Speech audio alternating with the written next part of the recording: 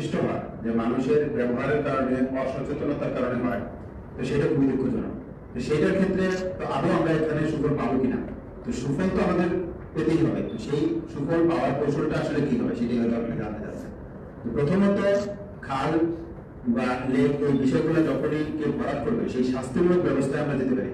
আমরা তো মনিটর করতে পারি যে কিভাবে হচ্ছে, কোথায় হচ্ছে। আমরা যদি সারা ঢাকা শহরের রাস্তায় সিসিটিভি রাখতে পারি, তাহলে আমরা এই খাল যেন কোনো অনাকাঙ্ক্ষিত ব্যবহার বা অনাকাঙ্ক্ষিত কোনো ঘটনার কারণে যে খালের উপকার থেকে আমরা বঞ্চিত না হই, সেটা আমরা মনিটর করতে পারি।